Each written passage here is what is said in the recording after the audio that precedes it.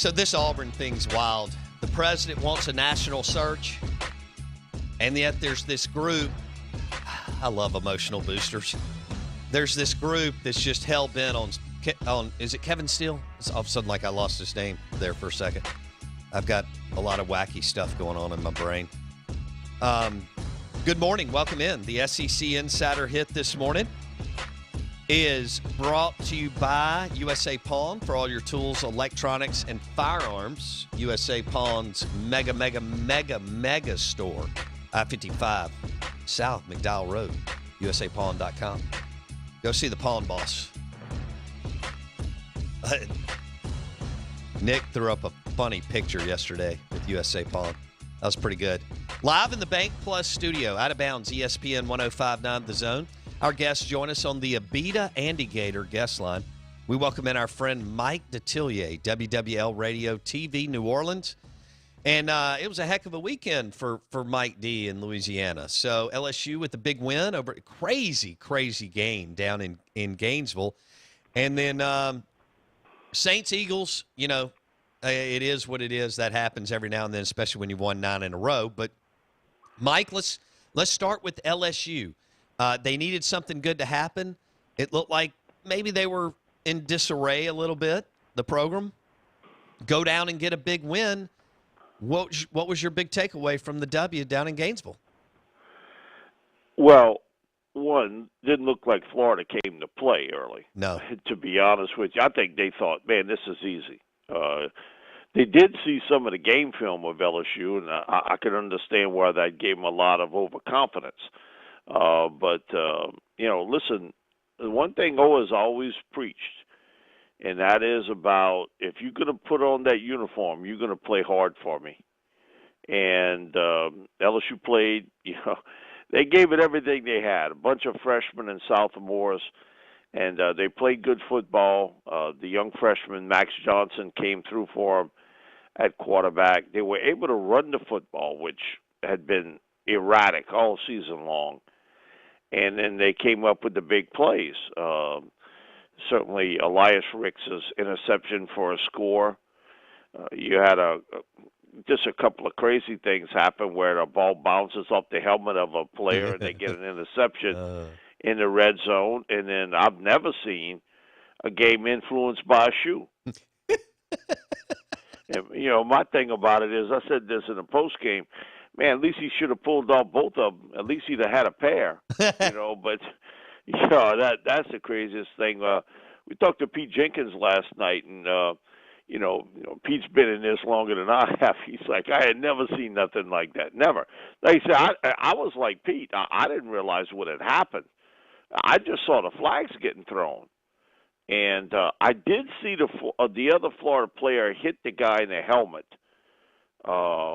Just almost like he was kind of smack somebody a little bit, and so I knew something had happened, but I didn't realize it until later that he had thrown a shoe, and kid kept it alive, and Cade York, man, 57-yarder, the longest in LSU history, and then to have. And I didn't see that either, to be honest. I just heard it that it went through, and then Florida's kicker missed the long field goal for them. So that was a big victory for LSU. The program needed it.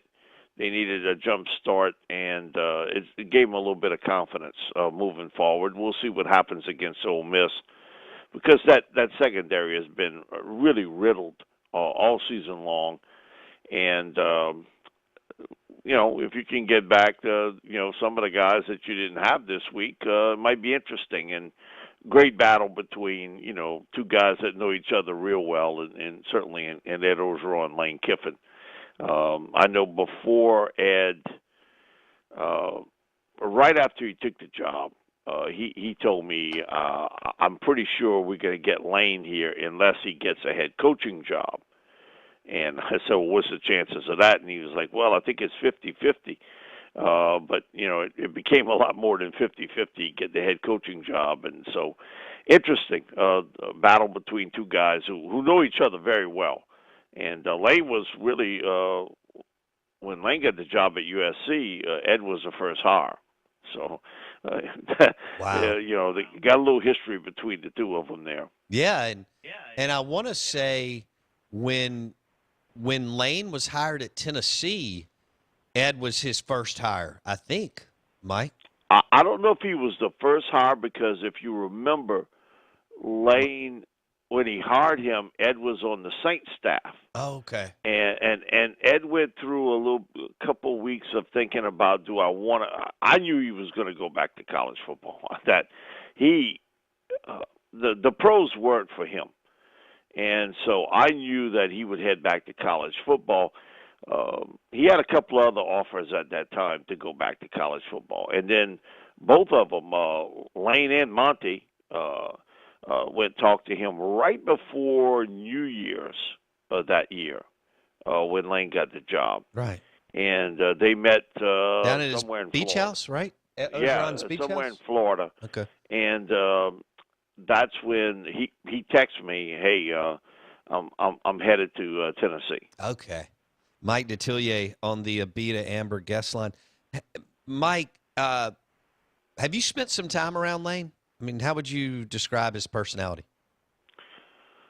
I haven't spent a lot of time around him. I know a lot about him from Ed, and Ed's always thought that he had one of the most fertile offensive minds in the game. That he could come up with things that you can look at film and say, "Hey, look, and that's going to work this week." And Ed's deal is, well, what if they do this or do this defensively? He's like, I'm not worried about that. I know it's going to work. And so Ed was like, he was superbly confident, supremely, I guess maybe is the best term, confident in what he did, and that he was going to come up with an offense that was going to give you a lot of issues. And that's certainly been the case here at Ole Miss. That, man, listen, he's got teams on their heels most of the time, and it's he kind of picks and chooses what he wants to do. One of the things Ed has told me this spring about him is that I think he'll try to be a little bit more patient with the running game. I think that was one of the things Ed had always said. Listen, he knows the passing game as well as anybody, but you got to be a little bit more patient with your running game. And so, that's going to come in time where, boy, if you got people that, you can run the football effectively with that passing game, you giving people a lot of issues. And, he's got to fix the defense where you're giving up that many points. I'm not concerned about yards. To me, yardage is overrated today. You're going to give up yardage 20 to 20. It's what you do in the red zone. Can you stop people? And that's becoming a bigger and bigger deal. And I know even for, say, at LSU in Alabama or Florida, one of the things they stress now is to find players that can make those big plays in the red zone. That you're going to give up that yardage today. That's just the way the game is built. But you got to squeeze them and force them to kick field goals. So personality, he's got quite the wit, and he likes to put a little bit of a needle in sometimes in people, and there's a good separation in age between the two of them, but they always got along real well. Okay. And so it's just a kind of a combination with the two, and Ed trusted him that he would have handed his offense over to Lane had Lane not got the head coaching job. So the personalities, even though they're different, they sort of run parallel to one another. Because that's sort of like that, too. If you get to know him, he's got quite the wit. And Lane don't have the stories Ed had because, he didn't live the life Ed lived.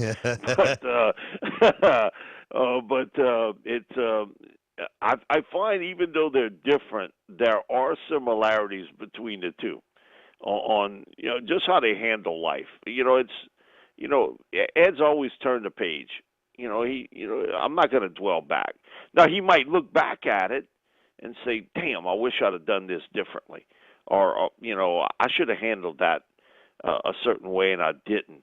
But he's not going to dwell on it because he's always felt, and even at a younger age, the more I look at what I messed up, the more it frustrates me today. But I can't do anything about that mess up. I can only handle the present. And I think Kiffin is similar. I can't do anything about what happened, me leaving Tennessee and what happened with the Raiders. I can't do anything about that. What happened at USC? I got to move on. And for some guys, they have selective memory. And I think that's where both of them are the same, that they can sort of put aside what's happened bad in their life and move on to the next chapter. Some people can't. Bo, I'm just telling you, I've been around people that they still dwell upon stuff that happened 15, 20 years ago, like it happened yesterday. That's not the case with Ed or with Lane. Mike Detillier on the Out of Bounds Show, 105.9 The Zone. When you look, so do you think Lane would consider going back to the NFL? Do you think yes. that? Okay. Because I think that's his long-term goal. I think he'd like to go back to the NFL. No matter what, I think that frustration, and you'd have to have been there, I guess, with the Raiders to see how much dysfunction was going on. You had an older owner who had enjoyed unbelievable success in the past, but he was controlling. That was the one thing with Al. No matter what, he's always been a controlling figure behind the scenes. And so I've always felt that Lane would like to give that another shot one day. I just think that the money that's involved, you don't have to – well, you're recruiting, but it's not 24/7. You know what I mean? Today's recruiting is unbelievable, what these college coaches go through. And I've heard it from so many coaches, and it's all the same, that you got to call these recruits basically every day. Because if you don't, the first thing you hear from you is, hey, why didn't you call me yesterday? I had one LSU assistant coach tell me that, man, he was after a recruit, and still after him, apparently. And he said, I missed the day that I couldn't get in touch with him for whatever reasons. He said, but the next day when I called him, his first comment is, "What, you forgot about me?" He's like, okay, I missed one day, But he said, I talked to him for like 5 straight months every day. I missed one, and that was the first comment. Like he said, if he was pulling my leg, if he was just sort of messing with me, I don't know. But he said, that's the world we live in.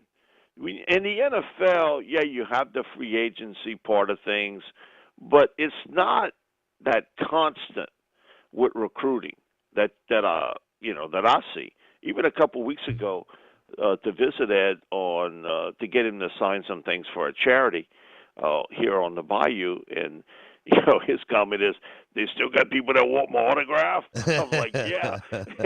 I sat in on they call it the Power Half Hour, where they call assistant coaches and head coaches in high school. And, the assistants call them, and Ed finishes off the conversation with the head coach or the assistant coach. And it's amazing to watch. I counted 34 either head coaches or assistant coaches in 35 minutes that they talked to. Yeah, I mean, I was just amazed at that. How quickly, they on the phone with him, they hand it to Ed. He talks to him for a few minutes for whatever time frame and hands it, and they hand him another cell phone. It was constant. And so you got to do that stuff every day with recruits, with that sounds coaches. Terrible. Man, that terrible. Is, and the other part about it is that's not even that's guys that's not even on your team. This isn't part of game planning or dealing with injuries or routine what goes on in college football. This is you trying to get in a new group of players. And I guess that's why despite everything that's happened, LSU's what, a top 5 recruiting class this year? Now, we'll know more tomorrow, but I'm just amazed at that, of what you have to go through. And it's just not 1 month or 2 months. You do this for years on a recruit. It's the relationship you build with the family, with the high school coach, with the player. And I could see why a guy like Matt Rule says, you know what, I got enough of it. I'm headed to the NFL. Right. And I think that'll happen to Lane one day. I think you'll get an opportunity to be a head coach in pro football. Yeah, he feels more NFL. He feels like a guy that could make that jump. Mike Detillier on the Abita Amber guest line. You're listening Out of Bounds on 105.9 The Zone. Let's switch gears, Mike, and go to the Saints. What is the latest as far as what you're hearing on Drew Brees and his health? What we've heard is that basically he tried to throw last week and there was discomfort in his throwing, which isn't a surprise. We're talking about 11 broken ribs. That ain't healing overnight. I got a pal of mine who, he rides bulls for a living. Sort of grew up with him, and and he was like, "Well, I broke 3 ribs. I was back on a bull in 3 weeks." And my thing is, yeah, but the bull didn't try to run you over. That he's like, no, he didn't try to run me over, but he threw me pretty good, and when I busted it. But you're talking about 11 ribs on a 41-year-old man.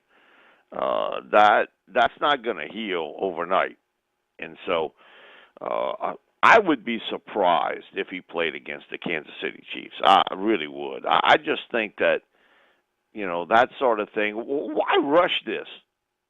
Don't you want him healthy for January? Yeah, you would like to get the number 1 seed, but my thing is, I want him healthy for January. I'm not worried too much about what's happening now. I still want to win the division, and that sort of thing. But my thing is, Drew Brees' health in January is much more important to me. So I'd be surprised if he played against Kansas City. We'll see what happens against Minnesota on Christmas Day. That may well be more of a target date. Now, the only thing with that is that's a short week of practice because you play Sunday and then you play again Friday. So that's a real short week of practice. But he did have some discomfort throwing the football. He says he's feeling much better. You can just see him pacing the sidelines almost like a tiger. I mean, he's up and down, up and down. Man, listen, he put some mileage on them sneakers, is all I can tell you. But he's like a caged tiger. I mean, up and down. Cause he wants to play in the worst way, but you got to be smart about it. You got to be smart and understand that at his age, and you can get a few more W's and get yourself the NFC South. Mm-hmm. That you be real careful with him, putting him on the field, because the only way this team's going to the Super Bowl is if he's in the lineup. Right. They ain't going there if it's just Taysom Hill, believe me. Yeah, so that doesn't sound like he's playing this weekend. No, I would, Bo, I'd be really. Now, again, they haven't said anything. Sure. But I think if you listen to the tone of Sean, even last night, and he sort of walked around the question, which he normally does. He don't answer nothing about health. And I'd always told him he'd be good in the federal government, but he really wouldn't, because most of those guys sort of leak things. No, Sean don't tell you nothing, man. I mean zilch about an injury. So I just by the tone, it would seem to me that he's not expecting Drew to come back for Sunday again. Now, I think Drew wants to, because he knows, there's a lot of people's going to be watching that game. That would be sort of build, Breeze, the old pops playing against the young buck, and Mahomes. And I think he's also seen that Kansas City Chiefs defense too. And so I think he thinks, man, listen, I can get in there and do a little bit of business against that defense. And what most likely will be a shootout type football game, but I'd be surprised if he played Sunday. Now, Christmas Day, that's a different story. Yeah. I did not realize that Who Dat Nation was going to play on Friday, Christmas Day. That's awesome. Give me some football mid-afternoon. This is the NFL's shoot the basically middle finger to the NBA and saying, okay, you've had it for all these years and no one's challenged you. We're going to challenge you. Yeah. And I think they want to see what type of ratings come out of this game between Saints-Vikings, and if it's good, which I suspect it will be, you may likely see a doubleheader game in either next year or the following of NFL football on Christmas Day. I think they're going to challenge the NBA on Christmas Day. Interesting. I like that. All right. Mike Detillier on the Out of Bounds Show, 105.9 The Zone. Mike D, have a great week. We appreciate it, buddy. Thank you, Bo. Appreciate it, bud. At Mike Detillier on Twitter, WWL Radio TV New Orleans. Mike Detillier on the Abita Andy Gator guest line. That's a great beer, by the way. Abita Andy Gator. We've got a few of them in the fridge over there. And we've got a couple on the set if you're watching the show on YouTube. Search Out of Bounds Sports. Blakey Blakester, this is interesting. Let's get back into the coaching hires. Did you realize that Tom Herman's buyout is $15 million? I did not. It's a steal. And then they'd have to pay an additional $10 million plus to buy out Herman's staff. This article on theathletic.com by it's either Andy Staples or Stuart Mandel. It is Andy Staples, Florida Gator grad, as he walks you through all these, buyouts that are being paid out. He makes a great point here. Tom Herman received a kind of vague vote of confidence Saturday from Longhorns athletic director Chris Del Conte. So, but if they stick to the plan here, well, I think he'll be back. This is one of those where you get a vote of confidence because we couldn't get the guy we want, and we're not making a $35 million change for someone that we don't want. Right. To put it in perspective, Gus Malzahn is going to 15 and 10 is 25. So Gus Malzahn's buyout was only $3.5 million less than the entire Texas staff. Holy Mary! To put it in perspective. Is Auburn going to mess this up? Yes. Are they going to get the Erkslavin Award of Excellence for December? No, because they can't hire Shane Beamer. Okay. All right, Kessler Prime's going to be in the next 20 minutes or so. We're live in the Bank Plus studio. The show is always brought to you by Juniker Jewelry Store, Highland Colony in Madison. Engagement wedding rings is Juniker. Juniker Jewelry Store.